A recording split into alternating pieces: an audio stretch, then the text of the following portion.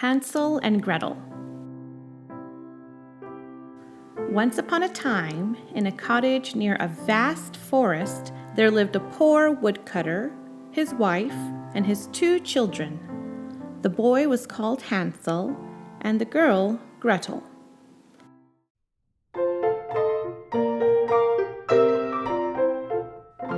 Brother, dance a step or two. Dancing helps when feeling blue. Right foot first, left foot then, round about and back again. I would dance but don't know how, when to turn or when to bow. Show me what I ought to do, so that I may dance like you. With your foot you tap, tap, tap. With your hand you clap, clap, clap. Right foot first, left foot then, round about and back again. With your foot you tap, tap, tap. With your hand you clap, clap, clap. Right foot first, left foot then, round and back again. That was very good indeed, and I'm sure that you'll succeed. Try again and I can see Hansel soon will dance like me. With your head you nick, nick, nick. With your fingers you click, click, click. Right foot first, left foot then, round about and back again. With your head you nick, nick, nick. With your fingers you click, click, click. Right foot first, left foot then, round and back again. At the best of times, the family had precious little to live on. But now there was a great famine in the land, and food was scarcer than ever. The woodcutter's wife was worried there wouldn't be enough for her. "Those wretched children of yours are gobbling everything up," she said to her husband. "Do you want your pretty little wife to waste away? Something will have to be done." "Yes, my dearest," said the poor woodcutter, who was afraid of his wife's ferocious temper. "She doesn't like us," said Gretel. "Yes, she does," said Hansel, but he didn't mean it. One night, when the woodcutter was tossing and turning and worrying about how to feed his family, his wife revealed a plan. "Listen to this," she whispered in her husband's ear. "We will take the children into the woods, give them a bit of bread, and leave them there." "Never!" cried the woodcutter, but his wife badgered and badgered. "My poor children," cried the woodcutter. "I know what's best," said his wife. "Oh dear," whispered Gretel. "Don't worry," said Hansel. "I'll take care of us." And slipping out into the moonlit night, he gathered up as many white pebbles as he could find. "What are you doing?" said Gretel.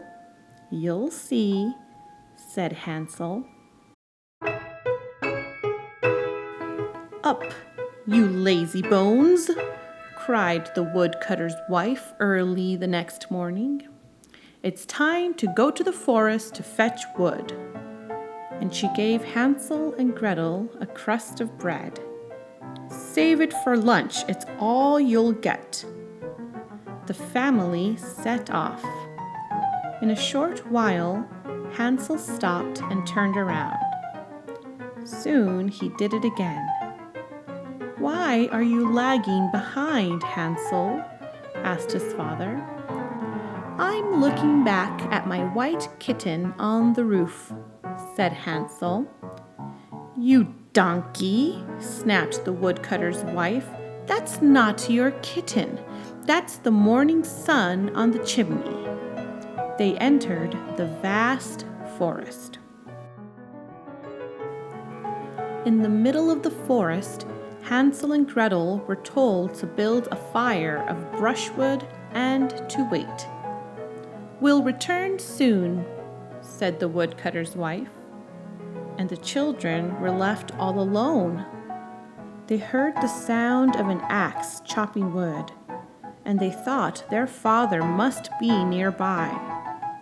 But it was really a bough he had tied to a dead tree being blown about by the wind. At midday, they ate their bread and waited patiently. The afternoon slowly passed, but no one came.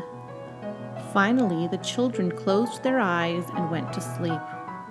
When they awoke, it was pitch black. "Are you frightened?" said Gretel. "Of course not," said Hansel. When the moon had risen, Hansel took Gretel by the hand and showed her how they could follow the trail of white pebbles. "What a clever brother I have," said Gretel. It took them the rest of the night to get out of the forest. When the children arrived home at daybreak, the woodcutter's wife was shocked and infuriated, although she quickly pretended to be glad to see them. "We thought you were never coming back," she said.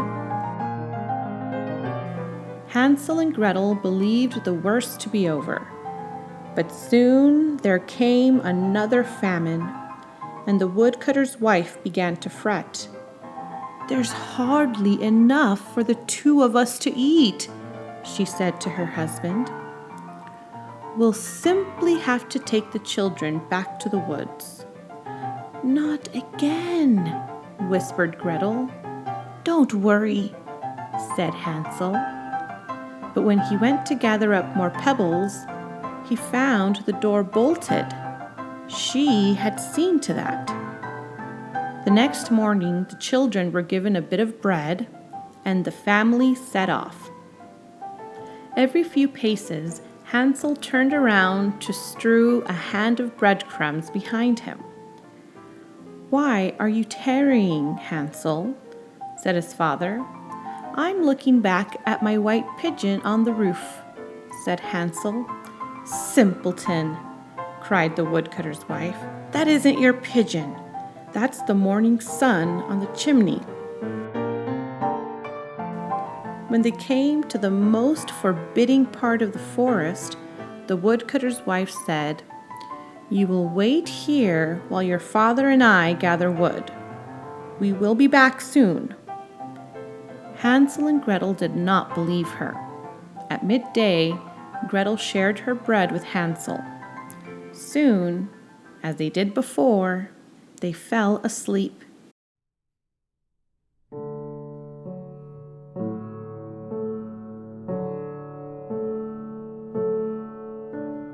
When the day turns into night, fair is the guiding light. We must work to pursue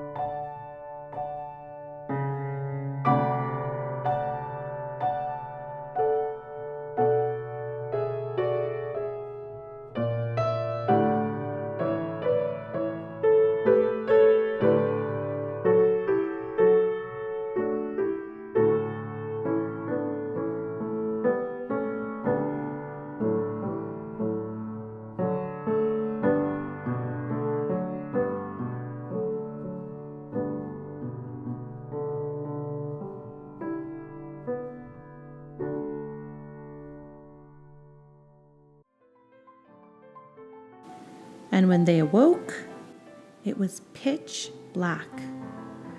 "Oh," said Gretel. "When the moon rises," said Hansel, "we will follow the trail of breadcrumbs out of the woods." But when the moon rose, they found no breadcrumbs. The birds in the forest had eaten them all. "We'll never get out," cried Gretel.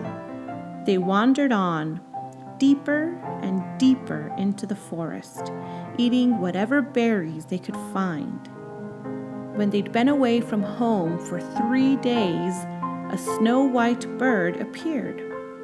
"Let's follow it," said Hansel. The snow-white bird led them to a clearing where there was a small house made of cookies and candy, spun sugar and cake. It was like no house they'd ever seen. Being terribly hungry, the children set about having a regular feast. Hansel broke off a piece of roof cake, and Gretel tried a bit of window sugar. It was all as good as it looked. Suddenly, they heard a shrill voice from inside. "Nibble, nibble, little mousie, who's that nibbling on my housie?" The door flew open. "What's this?" said a lady who Gretel was sure was a witch. "Two tasty, pretty children have come to stay. Now don't be alarmed, my angels. I'm really very sweet." And she took Hansel and Gretel by the hand and led them inside, where a sumptuous dinner of sugared pancakes with apples and nuts had been prepared. Hansel and Gretel ate until they were perfectly stuffed. "Time for sleep now," said the lady, and she tucked them into snug, warm beds and tiptoed away.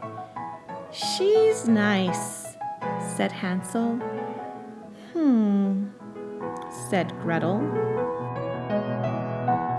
The next morning, the lady, who was indeed a witch, snatched Hansel from his bed, carried him outside, and tossed him right into a cage.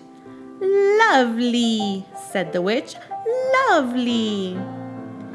This is where I shall fatten you up, and when you're all plump and juicy, I shall have a regular feast." "You let my brother out," cried Gretel. But the witch, who was delighted with her handiwork, only cackled and did a little dance. Poor Gretel, who had to do the witch's bidding, was put to work cooking enormous meals for Hansel. For her own dinner, Gretel was given only crab shells. Every morning, the witch would go to Hansel's cage to see how much fatter he'd grown. "Hansel, stick out your finger," she said. And Hansel would stick out an old chicken bone. Witches, as everyone knows, have beady red eyes and dreadfully bad eyesight. "I simply don't understand it," said the witch. "You're as thin as a bone." "Can't eat you yet." Now, Hansel's little trick worked for some time. Every morning, the hungry witch was annoyed to find him still so scrawny. "Phooey," said the witch, "not yet." But finally, she had run completely out of patience. "I'll just have to eat you as you are," she said. And she had a consoling thought. Perhaps she should eat the little one too. "Gretel, dear," she said, "would you please peek into the oven to see if it is sufficiently hot?" But Gretel saw what she had in mind. "I don't know how," she said stupidly. "Goose!" cried the witch. "I'll show you." And she crawled partially into the oven. Really, there was only one thing for Gretel to do. She gave the witch a tremendous shove. The horrid witch roasted to a regular crisp. "We're free," said Gretel. "The witch is dead." Hansel flew out of the cage like a bird. "What a clever little sister I have!" he cried. Together they explored the witch's house, where they found boxes and boxes of precious gems and gold coins. "Better than pebbles," said Hansel. "But now it is time to leave the witch's wood." When they had wandered about for some time, they came to a wide lake. A kindly duck offered to ferry them across.